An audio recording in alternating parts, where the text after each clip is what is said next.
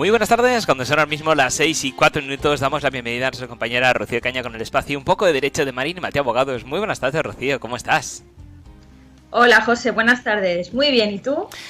Muy bien, aquí deseando hablar contigo porque además hoy tenemos un tema muy interesante y vamos a estar muy atentos por lo que pueda pasar. Sí, mira, José, hoy, después de hablar de qué pasa con la vivienda familiar cuando una pareja se divorcia, nos hemos centrado más en las viviendas que tiene una pareja en propiedad. Pero hoy vamos a hablar de las parejas que viven de alquiler, qué ocurre con esos contratos de arrendamiento cuando se divorcian o se separan, ¿vale? Estupendo. Vale, pues mira, cuando un matrimonio está ocupando una vivienda en alquiler y se rompe la pareja, hay veces que uno de los cónyuges decide abandonar la vivienda, es un poco, bueno, pues en un momento así de mucha tensión se va y sin más consultas, sin más, asesoramiento, decide abandonar la vivienda. Pero esta nueva situación es importante que se comunique al arrendador del inmueble, ya que el hecho de no hacerlo puede tener consecuencias tanto para el cónyuge que pretende quedarse en la que hasta el momento ha sido la vivienda familiar, como para el cónyuge que la abandona. Entonces, hay veces que cuando se celebra un contrato de arrendamiento de vivienda con un matrimonio, solo uno de los cónyuges aparece en él como arrendatario, sin que figure el nombre del otro cónyuge, ni los datos, ni su firma. A pesar de que el otro cónyuge y en su caso los hijos también ocupan la vivienda alquilada. ¿Vale? Entonces, en este caso, para evitar que el arrendador resuelva el contrato, porque precisamente el que ha firmado el contrato abandona la vivienda, para evitar que eso ocurra, la Ley de Arrendamientos Urbanos, el artículo 15, establece una serie de requisitos para que el otro cónyuge se pueda quedar viviendo allí y no se quede sin vivienda. Entonces, el cónyuge que no aparece en el contrato y quiera continuar puede ocupar esa vivienda siempre y cuando en la sentencia de divorcio o de separación se le adjudique el uso y disfrute de la vivienda. Y también siempre y cuando lo haga en el plazo de 2 meses desde que le sea notificada la sentencia de separación o de divorcio correspondiente, y también acompañe en esa comunicación una copia de esa resolución.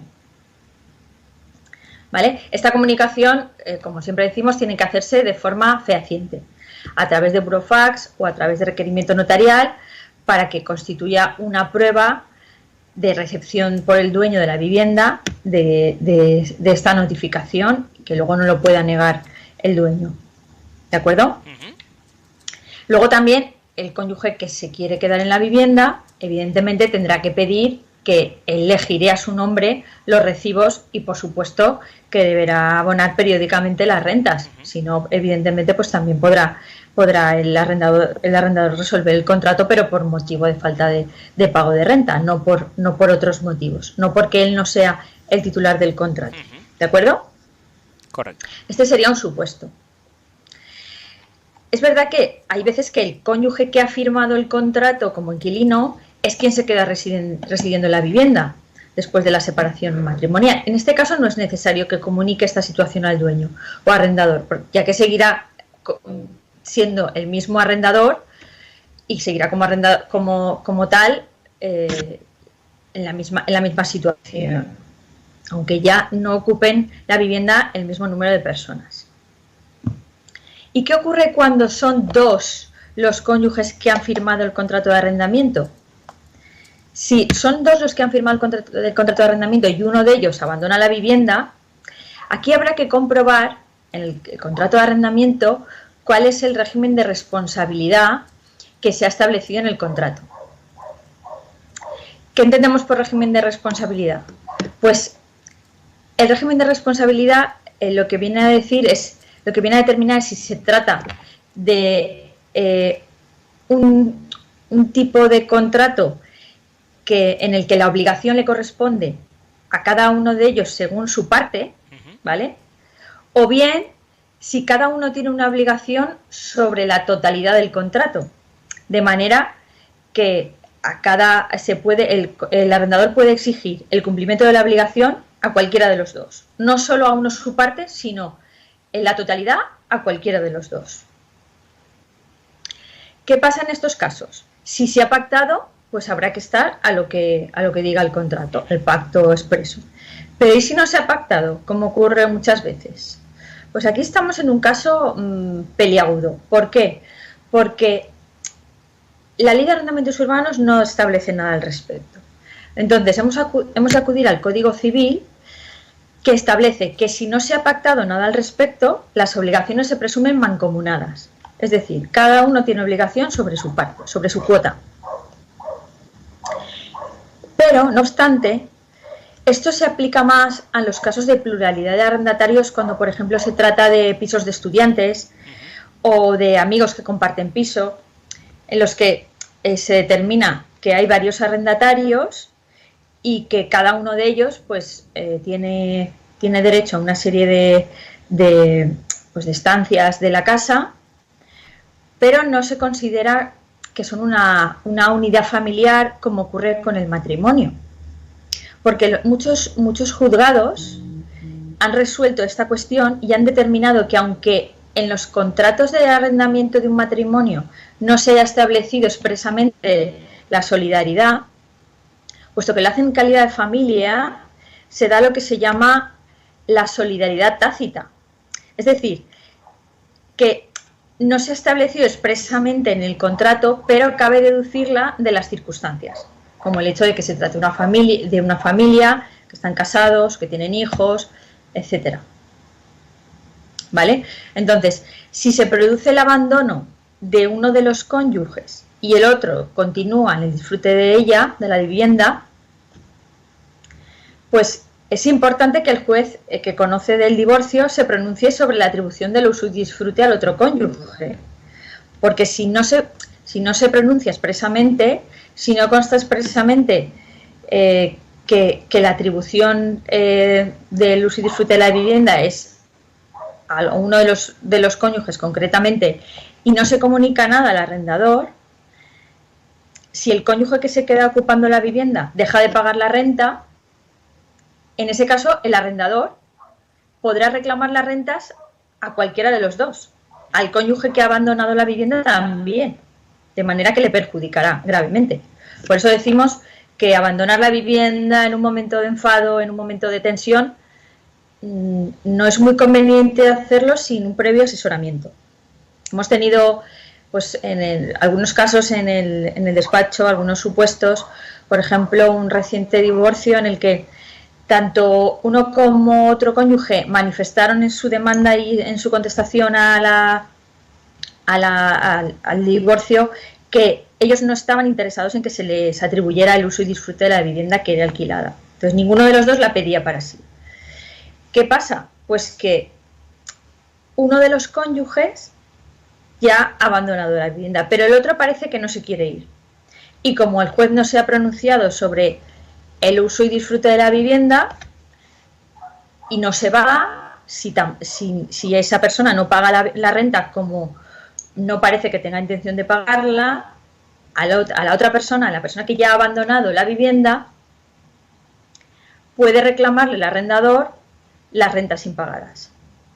Entonces, en este caso, pues lo que hacemos nosotros es comunicar al arrendador que nuestro cliente ya no vive allí, que se ha producido un divorcio y acreditamos que esta persona ya no vive ahí. ¿Qué pasa si, aún así, teniendo en cuenta esta solidaridad tácita de la que habla pues, distinta jurisprudencia y doctrina, qué ocurre?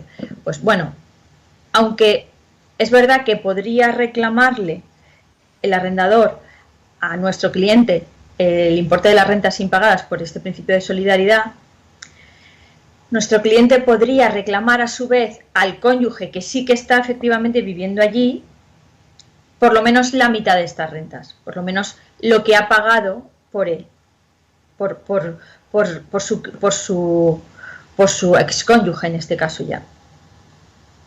Entonces, es importante esta comunicación porque también hemos conocido casos en los que pues eso, uno de los dos miembros de la pareja se ha ido, no ha dicho nada, y el otro ha dejado de pagar.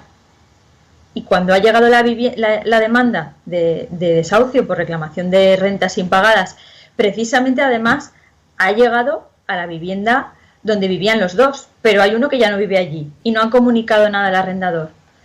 Pues ni siquiera se va a enterar esta persona de que le han demandado, porque le han demandado en el domicilio donde antes vivía, por no comunicar fehacientemente y no decirle al arrendador que se ha producido un divorcio y justificarlo. ¿De acuerdo? Y en este caso, Rocío, si no se comunica el cambio de domicilio o se comunica directamente que ya no se vivía ahí, le pueden decir, bueno, tú no me has comunicado, por lo tanto lo tienes que pagar igual porque a efectos míos tú sigues viviendo ahí. Claro, claro. Evidentemente, por eso digo que sí que lo podrían reclamar. Entonces, la otra persona, al que le están reclamando y ya no vive ahí, siempre podría reclamar a su excónyuge, pero tendría que probar que se ha comunicado. Tendría que probar que en un momento determinado ya no vive ahí. Correcto. Entonces, por eso digo que ojo con dejar la vivienda y ya después consultaré a un abogado y ya después veremos, porque si no se hacen bien las cosas puede tener consecuencias pues bastante desagradables como hemos podido ver. Muy bien, pues ha quedado claro para evitar esos sustos, porque hay veces que a lo mejor pillas la vía rápida, te marchas, pero claro, dejas todo por hacer y puede ser luego sorpresas y no precisamente agradables, como estamos viendo. Exacto. Estupendo. Y Rocío, en el caso de que alguien que nos esté escuchando pues tenga a lo mejor alguna duda más, porque hemos visto siempre que cada caso es un mundo, que hay muchas particularidades que no se puede generar ni se puede hacer todo en el mismo saco. ¿Cómo podrían contactar con vosotros para que puedan solventar todas estas dudas que les puedan surgir? Pues mira, pueden llamarnos al 96 320 28 76. Pueden escribirnos un email a info@marinimateoabogados.com o pueden también escribirnos a través de nuestro formulario de contacto en nuestra web Marini Mateo Abogados. Estamos en la calle Don Juan de Austria, número 38, puerta 10, de Valencia. Estupendo. Y no sé si quieres, hacer un pequeño resumen o aportar algunos datos antes de terminar, que para dejarlo todo ya bien encuadradito. Pues sí, mira, vamos a resumir. A ver, cuando se trata de un contrato de arrendamiento suscrito por un cónyuge que quiere quedarse en la vivienda porque le interesa continuar con el uso y disfrute de la misma tras el divorcio, en ese caso no hace falta que comunique nada al arrendador. Puede quedarse ahí.